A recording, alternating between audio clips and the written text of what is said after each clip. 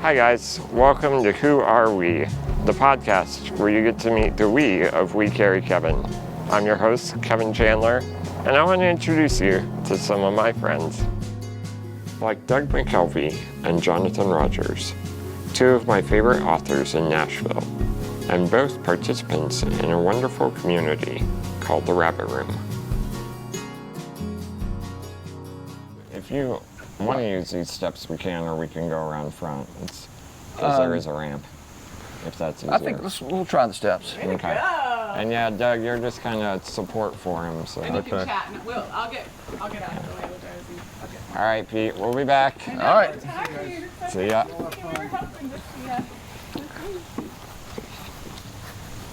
All right. Wow. Well, thanks for doing this, guys.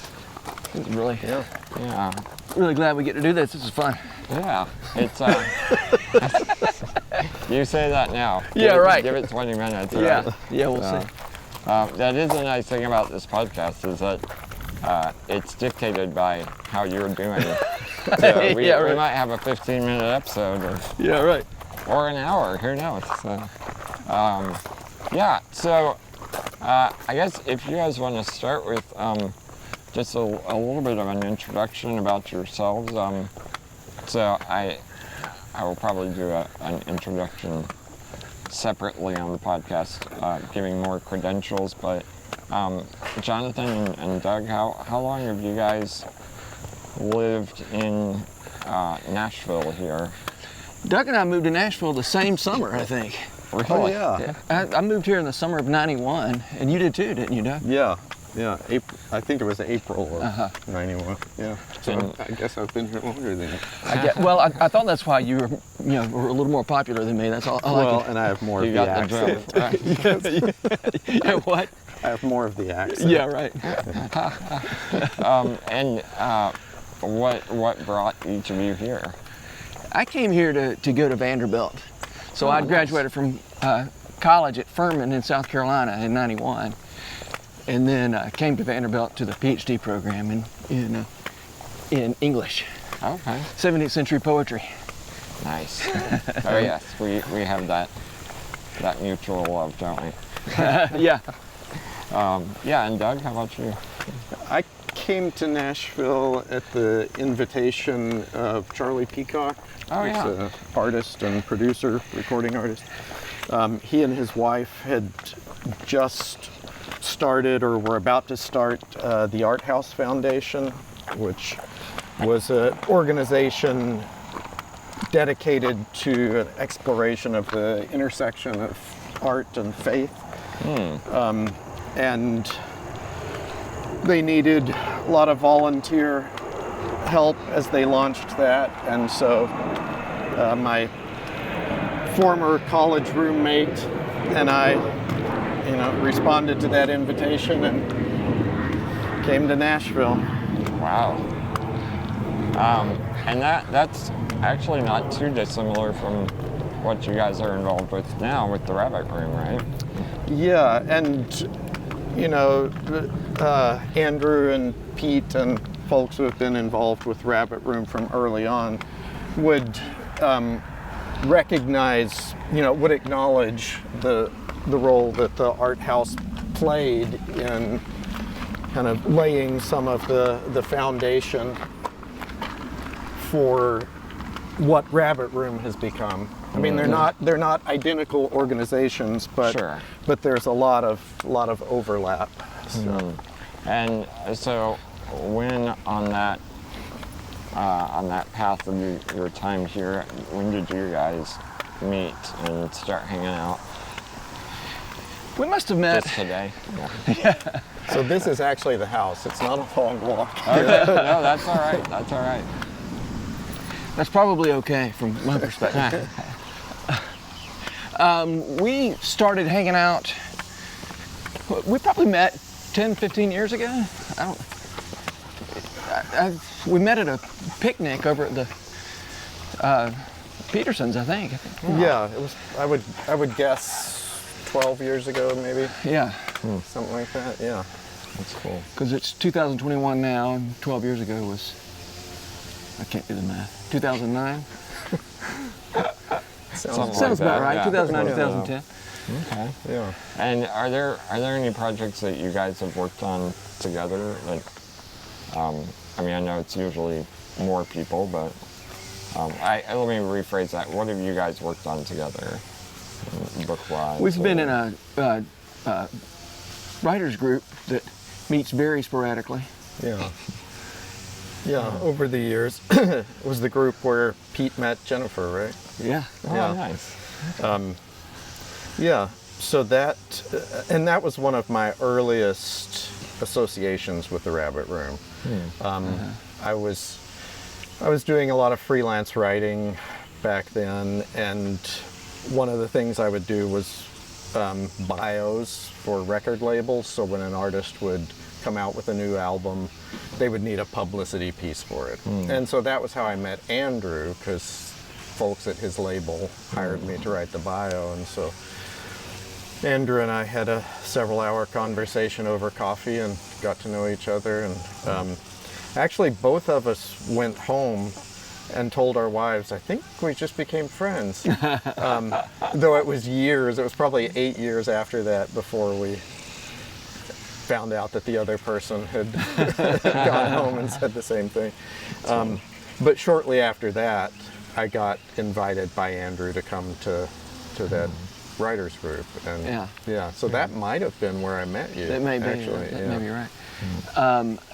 But, you know, you do so much in sort of between TV and music and other things. You do a lot more collaborative work than, I mean, you know, my books are, you kind of sit down by yourself and you go write. And you know, I'm always interested in, I mean, I'm always jealous of the people whose work require, you know, the people who make music and all that kind of, whose work requires. Yeah. And for me to be both sort of pretty much an extrovert and a writer means, you know, I've got to go by myself to go do this, but I'm always eager to find opportunities to connect with other people and, you know, whether that's... Well, yeah, and, you know, especially early on as a song lyricist, I felt pretty isolated because I was mostly just sitting at home in a room by myself, writing a lyric and sending it to someone. And you know, I would get songs on albums that I had written with people I had never met. Wow. So years later, as I got further into it, it was much more collaborative, where most sessions were sitting in a room with people. But yeah, there is that isolation aspect and the loneliness aspect to writing sometimes, and the work that I've done on books and all kinds of things. It tended to be more like, one day a week I might get to go be around people, and the rest of the week I'm just at home alone. And the vision for this house, part of it was born out of 20 years ago. I was brainstorming what do I want in terms of writing space, what's the ideal setup, and realizing that what I really longed for was a shared space, a shared space to go create in, where there would be little, you know, cubbies and places where you could be by yourself for a couple hours and work on your thing, but then you're just steps away from other people. We can go on in Get away here. from the weed eater.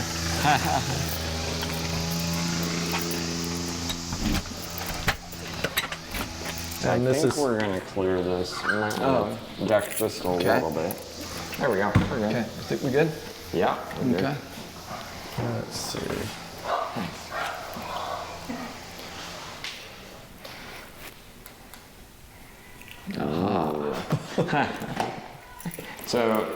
So it's very much it's still a work in progress. We obviously don't have much in the way of furniture. How are we doing? We need to duck. Oh, no, we're here good. yet. Okay. The chandelier might be a problem.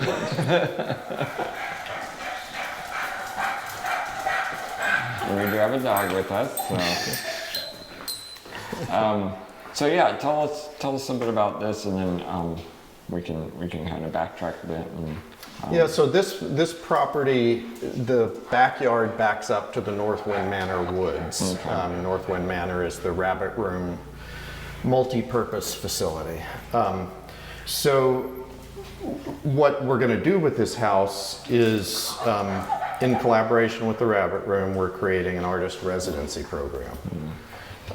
So people will apply to come here for a week, a month, 2 months, in order to focus on a specific project that they're working on, whether it's a script or a cycle of songs or visual art of some sort or a book manuscript. And what we're wanting to do is provide a place where people can focus on creative work, but do so with that kind of community. You know, where there is there is fellowship and there is the possibility for collaboration. But also they will be integrated geographically into the Rabbit Room Northwind Manor campus and the daily life of what's going on there. Our plan is to put stairs going up and to put a gate in the back fence here, and then Andrew and I are going to blaze a trail through the little bit of woods there, so that you know, when someone is going to stay here as part of the artist residency program, you drive into what just looks like, you know, a typical neighborhood. But once you walk in the door, we just want it to be everything focused, you know, this direction, and for it to be nurturing and creatively inspiring. And I think the words my wife uses are earthy and transcendent. That's great. But the Rabbit Room community, the visual artists are going to put their artwork on the walls, and you know, there are going to be a lot of touches where it's filled up with. Yeah, we're hoping that one of the ceramics artisans in the Rabbit Room will come and stay for a week and bring their wheel, set it up out here, and create the dishes that you know, that everyone will be using for years to come. Yeah, so we really want it to be a place where it furthers the work that the Rabbit Room already does so well and so uniquely in terms of creating redemptive artifacts and offering them to the church and the culture. And so, you know, this is our attempt to answer the question of how do we accelerate that process? How do we, you know, further it even more? Why didn't you use, I'm sorry, I didn't interrupt. No, go ahead. I did interrupt, didn't mean to. Why do you use the term redemptive artifacts instead of redemptive art? I probably because I'm not just thinking of the moment, but of the idea that we're doing work that we hope it will be God's good pleasure to continue to use after we're gone. That, you know, recognizing the shaping power, the discipling power that the works of many people like Lewis and Tolkien and Dorothy Sayers and G.K. Chesterton and you know, all these people have had on so many of us. That, you know, we want to be about offering things that might still be meaningful to people in 100 years or 200 years. Yeah, so I think that's probably why I think of it in terms of artifacts, because it's not commercially driven. It's not what's going to hit the bestseller list this year and then be in the cutout bins for $2 next year. And you know, it's more about this slow, steady build. Yeah. So. I love the fact that art is, you know, gets abstract quickly, but an artifact is very concrete. Yeah. It reminds us that it's a thing that's made, that people have to make it. Yeah. I love it.